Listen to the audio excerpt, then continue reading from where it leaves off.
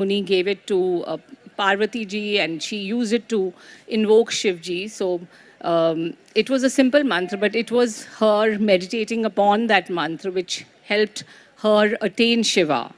And the mantra is a panchakshar. It's a Shiv panchakshar mantra. It's called so panchakshar because it's each syllable is denotes one of the elements, the panchbhut.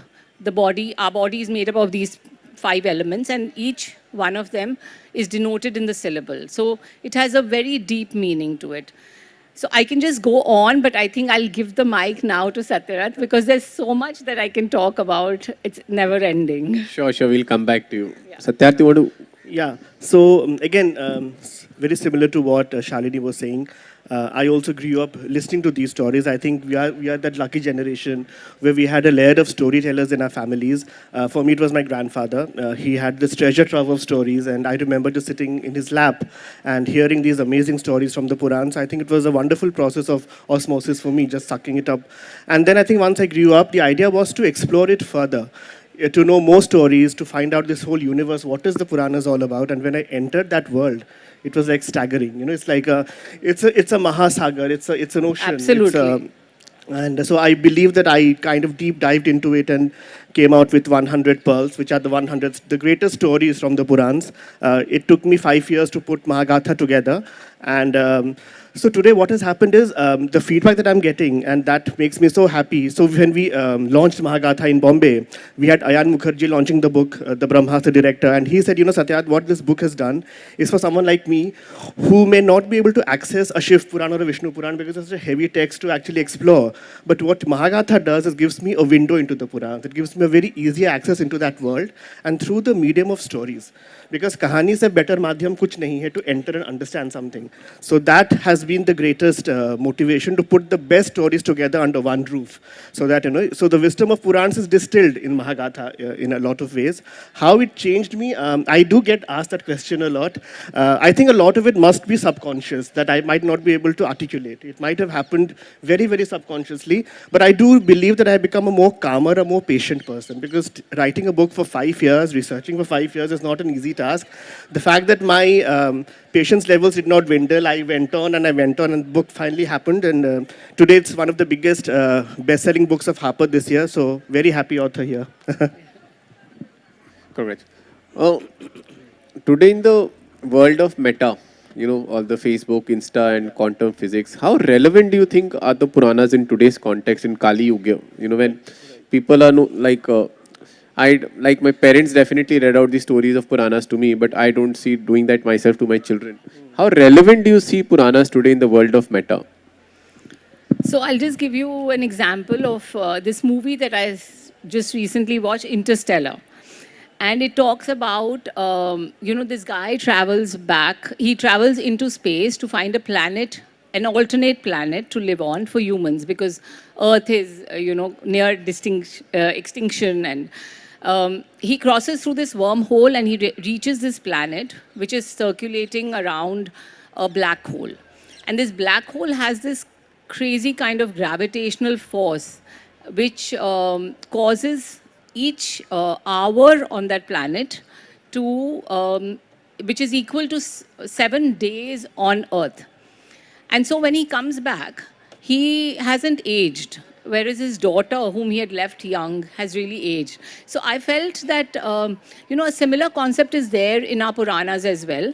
Like 1 day in Brahmalok is equal to 4.32 billion human years, you know. So this whole concept, I feel science is progressing towards, I think, a kind of life which already existed. But because of our myopic view, we thought it was a myth or a fantasy. But it's just about, I think, rediscovering yourself, which already kind of exists, another realm of being.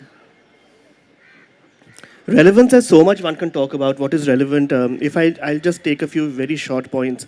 I think plurality, the fact that today, especially in this day and age, when we are suddenly being told that there is just one grand Hindu narrative and every other narrative is problematic, that is not what the Puranas tell me. The Puranas have always celebrated plurality of thought. I mean, just to, the first chapter of every Purana is always the creation of the universe, Srishti. Cosmogony is always the first chapter. So Purans which are dedicated to Vishnu, whether it's either it's Kurma Puran or Varaha Puran or Vishnu Puran, they always say Vishnu created the universe. Purans dedicated to Mahadev, Ling Puran, Shiv Puran, they will say no, Mahadev created the universe.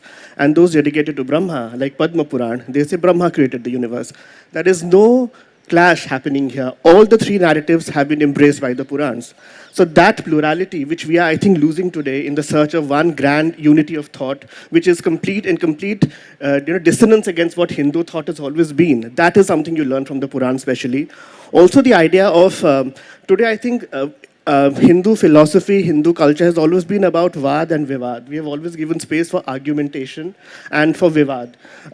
What is the Bhagavad Gita but a dialogue? And at the end of the dialogue, it's Krishna who's asking Arjun, after I've told you all this, what will you do? It's always, what will you do? What is your thought? How do we make this dialogue possible? So for me, when I look at the image of the Ardhanarishwar, which is a very famous image in the Purans, which I'm sure you all are familiar with, on a biological level, it is of course a male and female principle coming together. But when I look at the Ardhanarishwar, I see something way deeper. I see that if there is one narrative, there has to be a counter narrative. And only when both narratives come together can there be a third narrative and a new narrative, and that is how we evolve.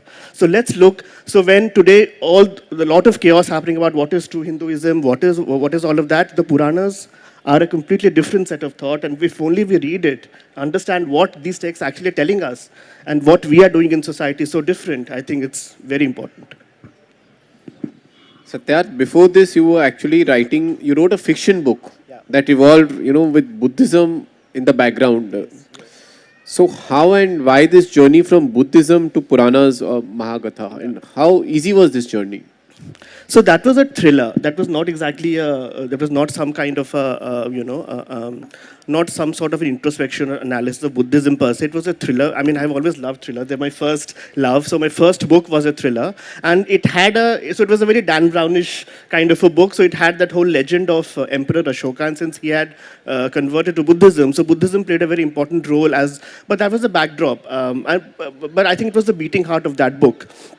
So, but I've always loved mythology. So Purans, like I said, was something that I've always wanted to explore and, to enter. Also, another point I forgot, talking about the relevance of the Purans, if I could again very shortly say, the Purans celebrate women. We'll talk about that in detail later on. The way they celebrate the Devi, the power, that is how important are the women characters. You have characters like Sangya and Tara, who leave their husbands because they're not physically satisfied. And the Purans don't blame the women. It's the men who come and say, Exactly. So it's the men who come and say, we are sorry, we should have known better. Or there is mention of the LGBTQ in the Purans, thousands of years back, stories of those sorts. So I think, so relevance, layers of relevance. Shalini, in the first book that you wrote, Immortals, and there's a context there about whether, being immortal is a boon or a curse. Correct. I think for the benefit of audience, would you want to elaborate and what were you thinking while you wrote and what really you wanted to say? Sure. So this book is on the lives of 7 immortals, and the stories are rooted in the Puranas. So it's about the Sapt Chiranjeevis who just live on till Pralay. So they're immortal yet not, because with Pralay they will also go away, but till then they are there. So I pose this question: why immortality is whether immortality is a curse or boon? Because it's been coveted by devtas, by asuras, by humans all through. And even if we see amongst ourselves, we are mostly scared of death, because sometimes I feel that maybe it is the world of the unknown, because even though it's been written in the Puranas, in many texts, about what happens to us after death, we don't really have a memory of it. So, it's sometimes about what does the unknown hold for you. So I think, that's why I felt that maybe it is one of the reasons could be this, or Otherwise, if as we grow on to grow old, our faculties diminish. We become we are not so capable anymore. Bear the pain of a lot of younger people going away in front of us, and our contemporaries are all gone. So I don't know, unless you have a real purpose in life to be around, like most of these seven immortals do, and that I've mentioned in my book. They have a much bigger life purpose that they live on for. Say, Parshuramji, he lives on because he has to wait for the Kalki avatar, and he has been given the job of training him to fight. So, like this, or Hanumanji, who is living on because he likes to hear Ram Katha.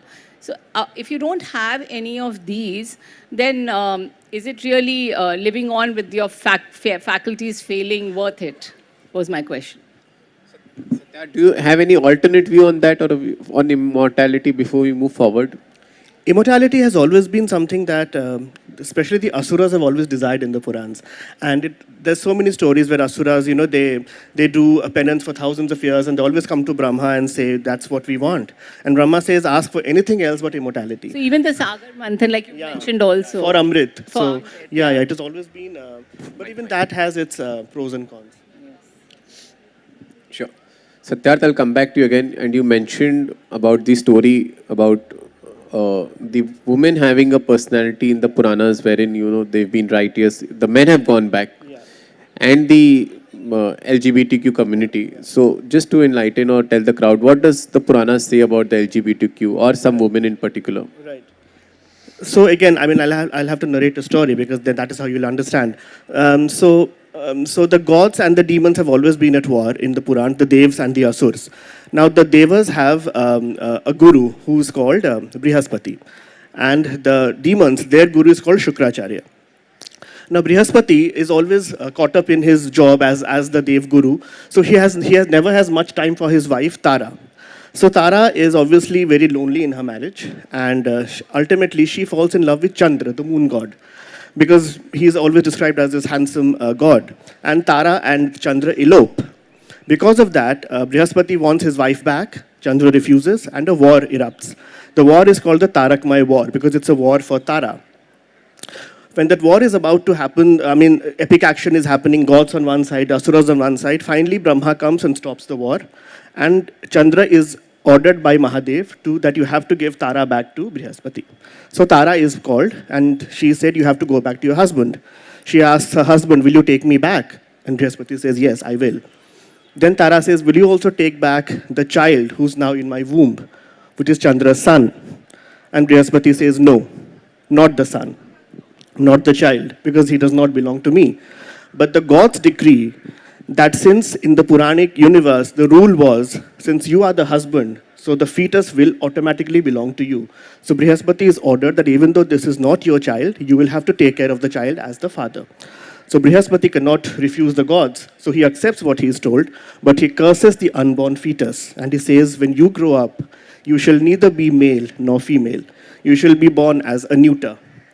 So Chandra's son is born out of Tara's womb as a neuter, and his name is Buddh.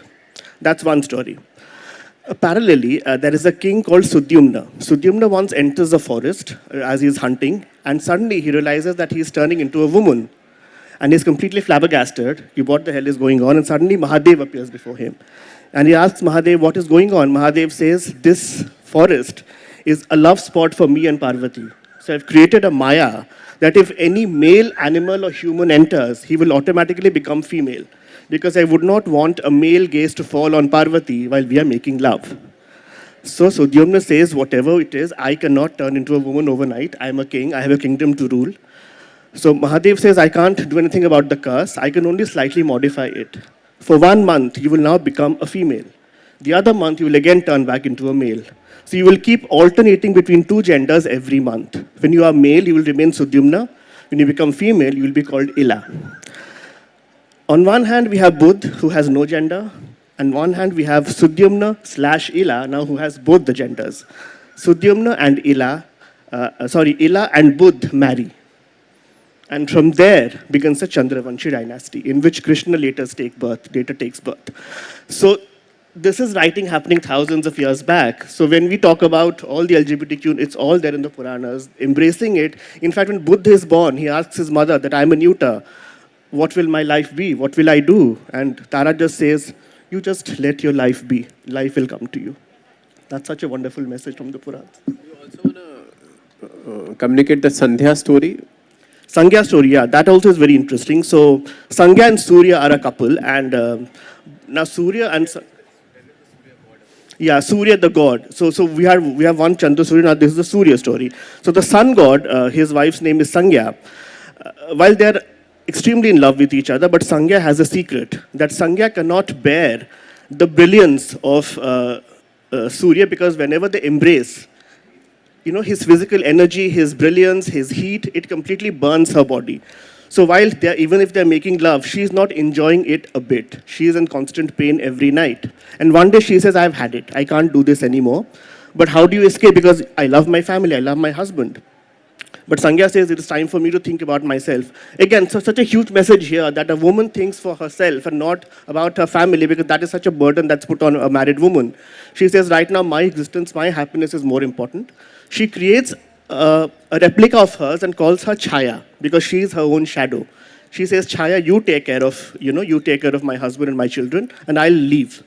So later on, a lot of things transpire. That's a long story. But ultimately, when Surya finds out what had happened, he feels ashamed that I should have known better. Because of me that my wife had to suffer. So he goes back and he brings Sangya back and saying, I'm sorry. So the fact that, again, just like Tara, the Sangya is never judged by the Puranas or the men around her or the gods around her. It's again the man who comes back and says, I'm sorry, I should have known better. So what more better values can Puranas teach? Thank you. To both of as a population and as race, me or most of us have always taken our gods and goddesses to be extremely virtuous and righteous. The book, however, does not shy away from exploring the blurred lines between the demoni and the divine, as seen in chapters Vrinda versus Vishnu, Sita spews curse on a cow. In fact, you have many cases where there's a curse on Lord Vishnu, there's a curse on Lord Brahma, and so on and so forth. But as normal humans, we never think that our gods could do wrong, and we've always held them so virtuous and righteous. What is both of your take on that? So I feel that the gods, if you ever go back and see the story when the gods were cursed, you'll notice that they did it for higher good. So say the story of Vishnu and Vrinda. Vrinda's husband, Jalandhar, was very powerful. He was born of Shivji. He was an ansh of Shivji. But he had a lot of negativity. And he was fighting against the Devtas, but he couldn't be defeated. He couldn't be defeated because of the Satyarth of his wife. And because she was so devoted to him. So the only way to defeat him or kill him, which was for the betterment of mankind or for the higher good, was to break her devotion to him. And for that, Vishnu Bhagwan, in disguise as her husband, goes to her, and then that's how she beds him, and her Satyatva is broken, and the Devtas are able to kill Jalandhar. Then he is cursed by Vrinda. So if you see, he did it. He knew that he will be cursed. He knew the repercussions of it. So most of these gods have been cursed. They've gone ahead and done something which was not right, keeping in mind the good, the larger good. Yeah. That's true. Vishnu especially has always been, because Vishnu is the preserver. I mean, while Brahma is the creator, Shivji is the destroyer, Vishnu has always been the preserver. And his primary goal has always been the greater good. So for that, if you see in every yuga, he has done something which we might deem as unjustified. And he is cursed in every yuga. And he accepts that with open arms. Like one story she said, that was in Treta Yuga. In Sat Yuga also there's a story where so, like I said, Shukracharya is the guru of the demons. Now, once Shukracharya wants to start meditating so that he can get a Sanjeevani from Shivji, so that the Asuras will not die. So he tells the Asuras, while I am meditating, you go and you be in the house of my parents, my father and my mother, they will take care of you. So his father is Bhrigu and his mother is Kavyamata. So all the demons come to Kavyamata's hermitage. Now, while this guy starts meditating, Indra and Vishnu find out that, okay, now this is a good chance, we can wipe out all the asuras. So both of them reach at Kavya Mata's hermitage. At that time, Bhrigu is not present. So Kavya Mata stands up and says, I'll not let you kill these demons, even though they might be demons, but they are my responsibility, because my son has asked them to find refuge here. It's my sanctuary. In their shelter. Exactly. So I'll not be able to allow to do that. Vishnu stands up, tries to engage with her. She refuses. And finally, Vishnu beheads her with the Sudarshan Chakra. So when Bhrigu comes, he curses Vishnu that because of what you did, from now on, you will take birth on earth in every avatar and you will experience the same emotions, the same sadness, the same pain that we humans go through. Yeah, and I think separation from your wife. Yeah, that also is a Vrinda. I think it's kind of interconnected a lot. So because of Bhrigu's curse, we have the Dash avatars happening. So the concept of curses and boons is very exciting in the Puranas. It's actually very grey. The boons do a lot more good. It's the curses which actually lead to something better. Absolutely. It always happens. It's a very interesting Manthan paradox. Because of the curse of the Vasha Rishi. Exactly. So, the Sagar Manthan happens. So Satyug, he is cursed. Treta, he is cursed by Vrinda. And then, of course, in Dwapar, he is cursed again by Gandhari, that you allowed my 100 sons to die. But again, he was doing that for greater good. So for me, I think my devotion towards Vishnu has increased post Mahabharata, because he has gone through every beat and accepted every curse for the greater good of humanity. So you're saying a wrong is good for the greater good. Greater good has that is what always the been Purana celebrated. Says. Sure. Within the Puranas, there are many relationships between gods. There is a Vishnu versus Vishnu with Brahma. There's a Shiva with Vishnu. Which to both of you is the most fascinating while you discovered your journey of the Puranas? Which do you think is the most fascinating? For me, it was the equation between Vishnuji and Mahadev is extremely fascinating. Mahadev. It runs throughout the Purans. Well, it runs throughout the Purans. There are so many stories where Vishnu helps Mahadev. The stories that Mahadev is helping Vishnu. No, and the story of how Hanumanji was born in Shiv Puran, as per Shiv Puran. So there are many stories of how he was born. But this particular one in Shiv Puran, when Vishnu Bhagwan took the Mohini Roop to distract the Asuras from drinking the nectar, he looked really pretty and gorgeous. And Shivji got attracted seeing him like that. And his semen fell. And the Saptarishi, collected it on a leaf and then implanted it in Anjana Ma's womb through her ear, and that's how Hanumanji was the Ansh of Shivji. So I thought that was like... There's another version where... almost like a test tube baby. There's another version where another story goes a step further and says they actually copulated. Mohini and Shivji copulated. And from them was born Ayappa, who is a huge god down south. But the story that I love the most between Mahadev and Vishnu is the one where the way it is... Mahadev who gives Vishnu the Sudarshan Chakra. That's one of my favorite stories in Mahabharata. So Vishnu has to kill these demons every time and he's getting tired because they're just not dying. So he says, I need a weapon that can really, finish them once and for all. So how do I get that? He starts praying to Shivji. And every day he creates a shivling and he's meditating. And every day he starts putting 1,000 lotus flowers on the shivling. Now, Shivji is extremely touched and he says, okay, I think I should give what he wants. But he says, let me test him one last time. And as he's about to appear, he steals one lotus from that mound. So when Vishnuji counts, it's now only 999 lotuses. And he's like, and if one flower is missing, the entire ritual goes to waste. He says, what do I do? And he's in a quandary. And then he realizes that, one of my names given by my devotees is Kamala Nayana, which is the lotus-eyed one. So my eye is also like the lotus flower. So the entire nature, the entire universe watches. And Vishnuji plucks out one of his eye and places that on the mound as the 1,000th lotus. So there's a similar story in the Ramayana where as Ramji does it when he's worshipping Devi. So it's like really, there are many stories which overlap. So once that happens, of course, Shivji arrives and he heals Vishnuji and he gives him the Sudarshan Chakra and he says, what should we call it? And that's the reason he says, because the eye is involved, he says, this will be called Sudarshan, which means the virtuous vision. So there are the fascinating stories about Vishnu and Mahadev together, right till Dwapar Yuga, where they have to even come together for war against each other. Even that has happened, where they suddenly come against not as allies but as foes. You'll read that story if you see Mahabharata. So equation keeps changing, and of course, Shivji always gives boon to every asura, and then he lands in trouble, and Vishnuji always comes and helps him out. So it's a fascinating equation between them. Moving on, would you like to speak on the concept of karma and dharma that runs through the book and how karma and dharma stand in the context of Puranas? Karma, of course, is one of the core concepts of the Puranas. We all know that.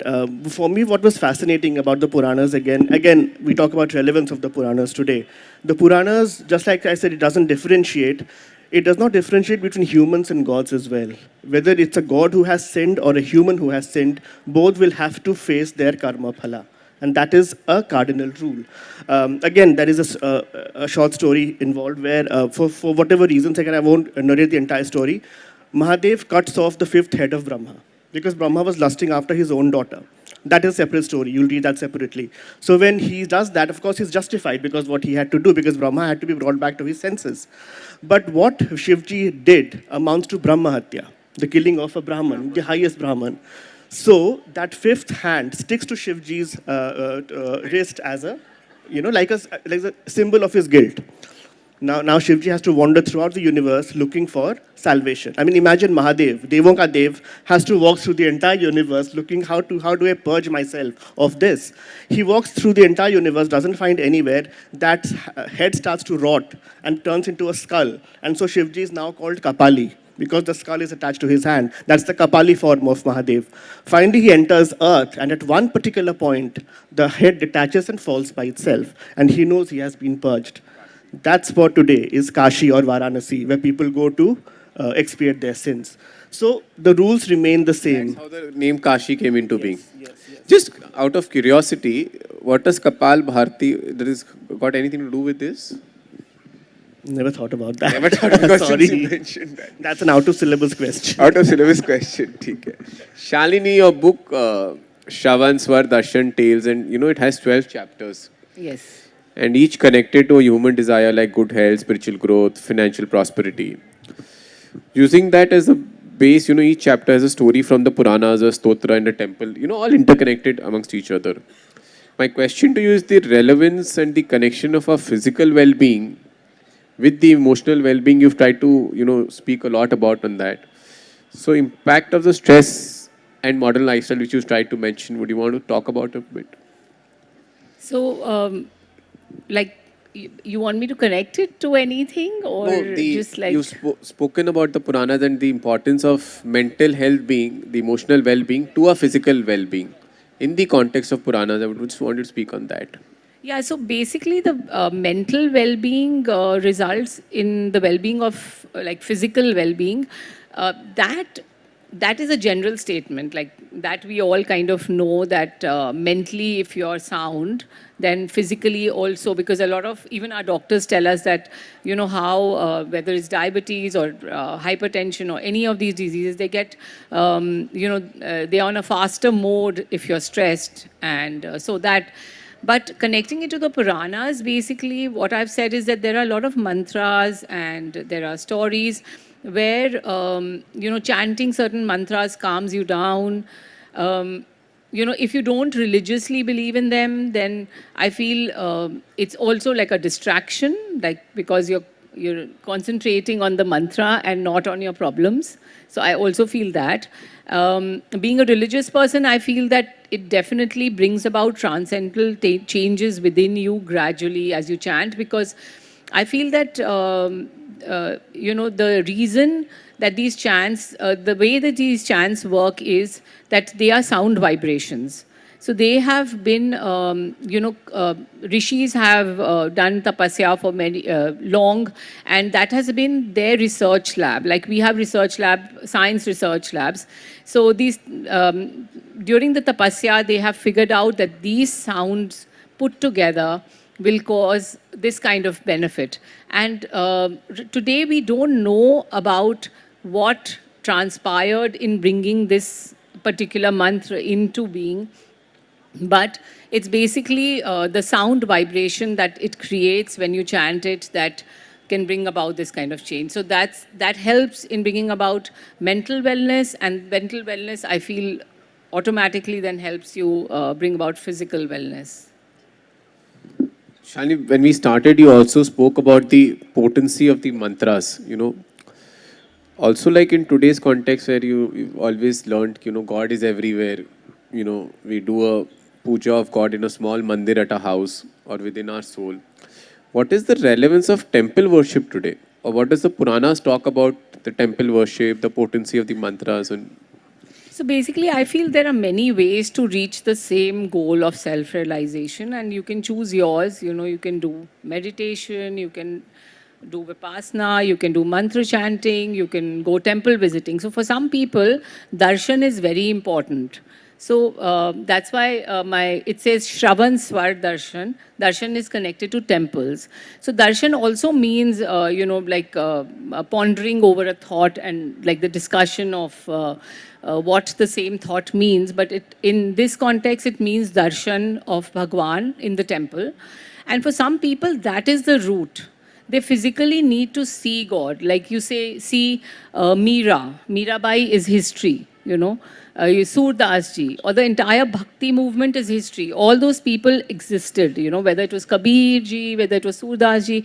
And these people connected to God by visualizing him as a particular deity. So that is the importance of darshan. But it is only for a select few who connect to God in that way. So it's really for you to choose. And that's the best part about, I feel, Hinduism, that you choose your own path. do the Puranas talk in any way anything about to do with temple worship, or it's largely? Yeah, yeah. A lot of it is about rituals. What kind of rituals? In fact, temple worship, in the sense, even the origin of temples, how Somnath happened, like how Kashi happened, how Somnath happened. That's a lot of that. You see, Purana is like an encyclopedia. It has almost everything. So all of that, rituals, like And it why. mentions all the temples that all the temples of relevance are mentioned in the Puranas. Yeah. Like why a ketri flower cannot be given to Shiv. There's a story behind that, Or there's a story between about Ved and Bhil. Ved is a priest and Bhil is a tribal, and they both are worshipping Lord Shiva in the ruins of a forest. But while Ved, because he's a Brahmin, he's offering his daily wages, and Bhil, he's a hunter and he places fresh kill every day. And it turns out that Mahadev prefers the fresh kill over, over the normal offerings. And then when Veda comes and asks Mahadev, what is this? He's a hunter who's giving you, who's giving you carcasses every day. And I'm giving you my daily earnings. How come you love him more than me? And Mahadev says, tomorrow you'll get the answer. So he comes back tomorrow and he hides behind a pillar and he sees Bhil coming. And Bhil sees blood spots on before Shiva from the animal that he had placed. And he says, I'm so sorry, I have probably, I have committed blasphemy. And so he takes out a knife and starts slicing his own self as a punishment. And Ved realizes it is about, and that's how he realizes it is love and not the ritual that the god really demands, And because Bhil had that love inside him, and I only had my offerings, obviously he is a greater devotee. So many stories like that. I think before I open it to the audience, I have two, scholars, one to the left and one to the right. Would you both want to ask a question to each other on something? I think that would be actually out of syllabus. We did that a lot last that a night. lot. We were discussing that a lot. Sure. So we'll open up to the audience, I think, in the interest of time. If they have any questions, they would want to ask anything. I think there's a mic here, please.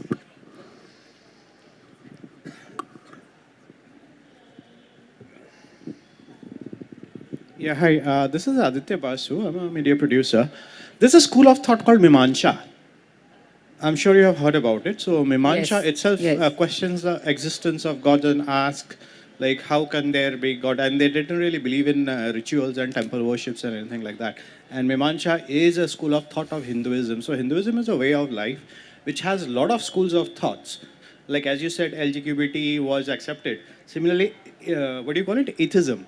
Atheism was also... The Charvaks. Yeah. So basically, it is also a part of Hinduism, which is basically ignored. Like yesterday, somebody said, Jai Siya Ram became Jai Sri Ram. So it's basically a morph culture that that's getting trimmed down to us, right? Now, going to another aspect of it, right? From your scholarly perspective, like she said, test tube babies maybe, right? So it can either be facts, it can either be totally fiction, it can also be a very fiction thing based on certain amount of facts. Like there's a belief, I used to believe also, maybe there was a superior race of aliens or something like that. And looking at them, maybe this particular fiction was created. So what are your thoughts on that? Okay. See, there are, like you said, there are so many schools of thought. It's difficult to. I think one accepts that as per one's own worldview. Like have very firmly believed that for me this is mythology. I do not subscribe to the idea that this is history. Which is such a contentious issue today. What is history? What is mythology? Because for me, mytho is something that's larger than life. That does not need evidence like history does. Mytho just needs your faith. Mytho is about you not accepting or questioning, but for me, when I read these stories, I don't care if actually the Ganga came from the heaven and Shivji stood and it got entangled in his hair. For me, what is the life lesson that this I'm getting from it, and how does that help me? Also, a lot of these stories are also metaphorical in nature. They might not exactly be about the gods, but about metaphors. Good versus evil, all of that. So I think we need to take seed in that spirit, and ultimately it is about like your own philosophy, your own worldview, how you receive it, and that again is beauty of Hinduism. It allows every person to have his own interpretation. The postmodern approach might be claimed by the Europeans, but we had that way back in the Purans, where we had the freedom to accept it, which is why if Devdutt writes my Gita, he can do that, because every Gita is my Gita. That is my interpretation, that is your interpretation. So that is... Absolutely. But Yeah. Yeah. In fact, but I think, though I'm not equipped to answer on this, Amish Tripathi wrote in his book, I think, the Vayuputra Vishwa, there is my truth and there is your truth, there is no universal truth. So for a lot of it, it is our own perspectives that matters. Yeah. And you want to add something, Shalini? yeah, so I just want to add. So recently, I'm writing a book on the sun god, and so I made an interesting revelation. So a lot of the stories might not be tangible, like you said that they could be metaphoric. I agree with that, but there are some facts which are if you ponder upon them, you will see that they are physically actually can be validated. So it's mentioned that the sun god's chariot has this big large wheel which is connected to an axle, and that axle is connected to the Dhruv Tara or the North Star. Now, if you see in the sky, the exact spot where the North Star appears, you'll see the sun rises in the exact same spot. And it just needs your observation, because most of us read it as a story. But if you actually observe, then a lot of facts have been used to create those stories. So, yeah. A lady had a question there. Yeah, the lady first. Yeah.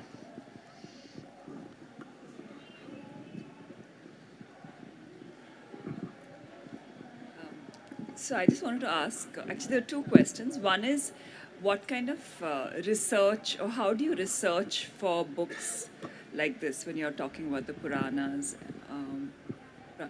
And second, yeah.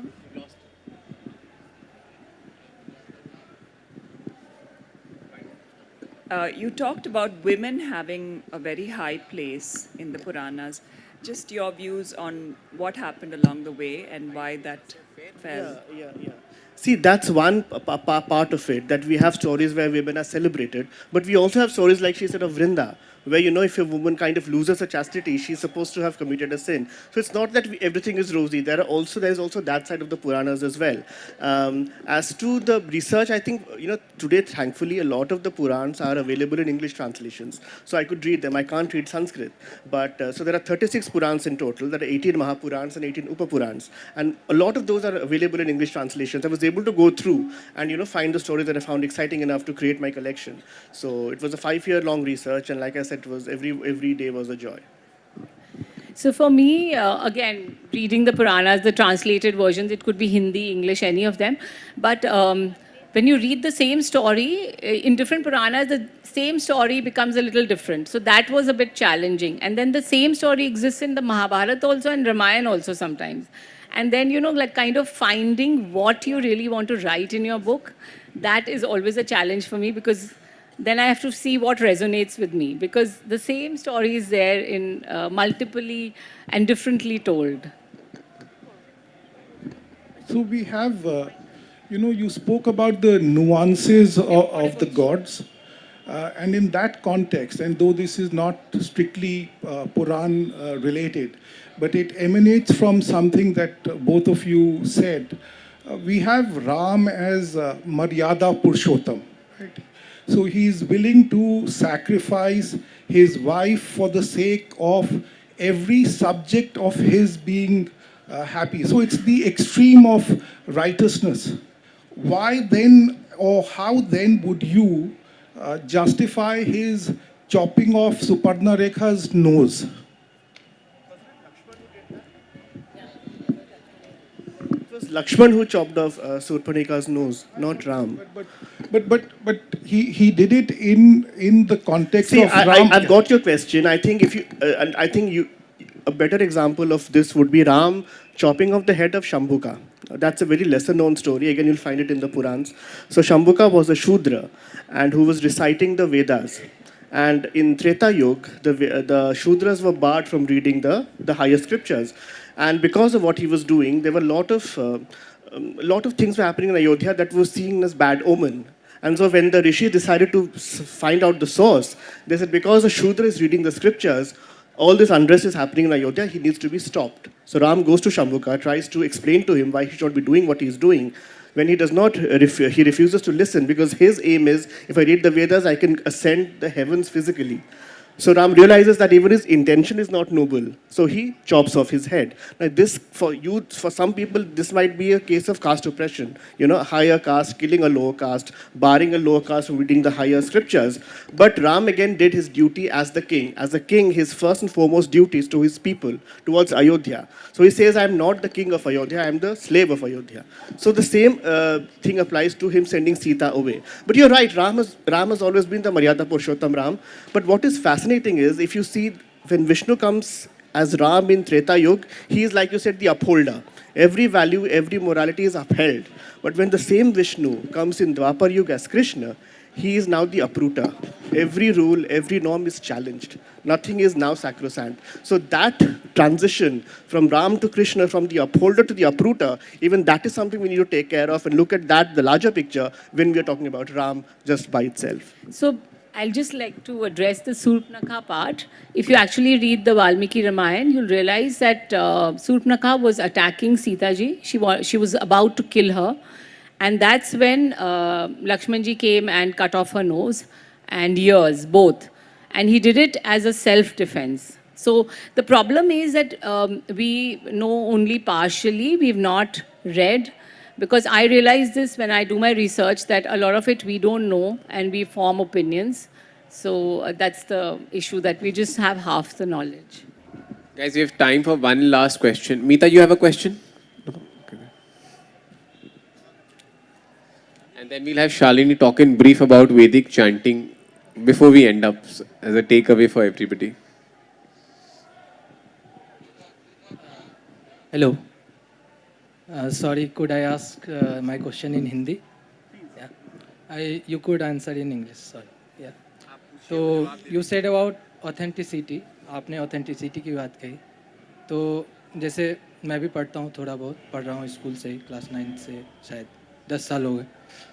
तो जब भी जैसे अमीश को मैंने बहुत पढ़ा है, तो अमीश जैसे कहानियों को अपने ढंग से लिखते हैं, अपना इंटरप्रिटेशन है उनका.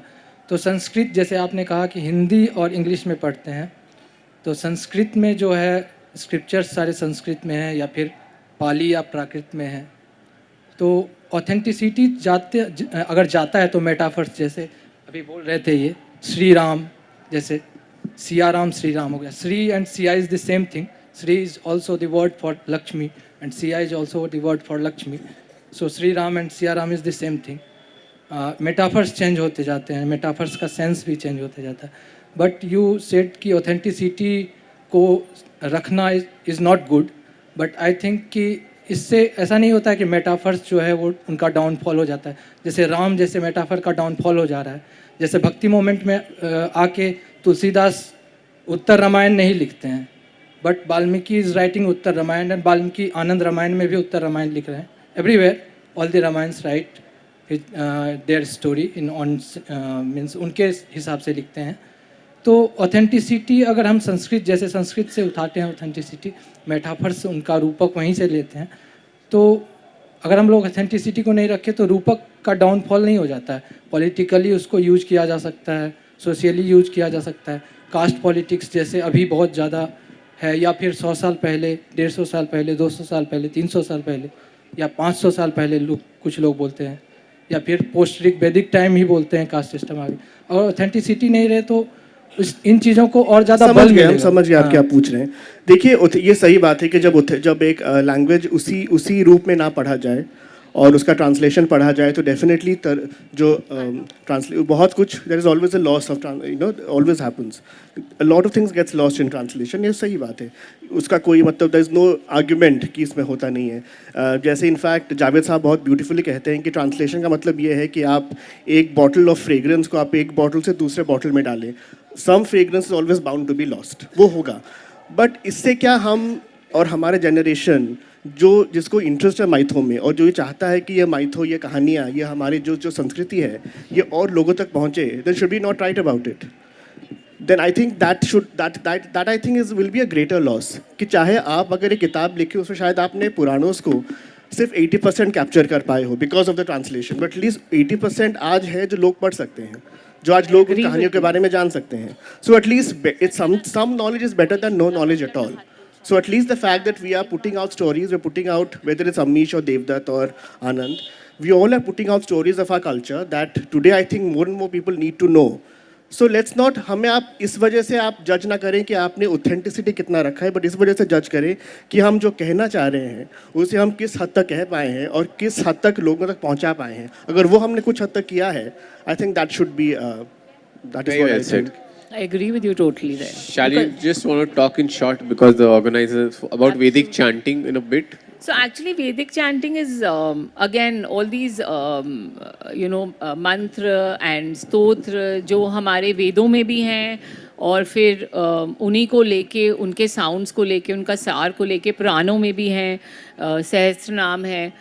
And I feel it's definitely to do with the sound vibration, to sum it up all. And it creates a, जैसे when we're shouting at someone, it creates a negative sound vibration. Similarly, when we chant these mantras, they create a positive sound vibration around us. And that's why, if you see, they say that these old ancient temples, ये सिद्ध हैं, यहाँ पर जो मांगो वो मिलता है. तो बेसिकली वहाँ यही है कि वहाँ इतने सालों से मंत्र जाप and positive vibrations of the devotees. So I feel chanting any kind of mantra, it again the same thing that I'd said earlier, that rishis have researched on them and these sound vibrations have been created. Each sound vibration has been created for a particular specific reason. जैसे विश्वामित्र जी ने हमें गायत्री मंत्र दिया, इस तरह से mantra have been researched and reached. So I feel, but it really depends on person to person whether chanting a mantra resonates with you or not. So it's really a personal call that you take. Thanks, Shalini. Thanks, Satyarth. Friends, to summarize, I've read through portions of these books. And it's an amazing, amazing opportunity to embark on a magical journey filled with mysticism, spirituality, and divinity. It provides not only a glimpse into Hindu culture, religion, and philosophy, but also imparts moral lessons that can help shape our ethical and moral codes. So whether you're a seasoned enthusiast of Hindu mythology or a newcomer to these timely tales, please pick up these books at the bookstore next by and do read it. The perspective is definitely worth reading. Thank you, friends. Thank you, Satya. Thank you, Sidharth. Thank you. Thank you for being such a patient audience.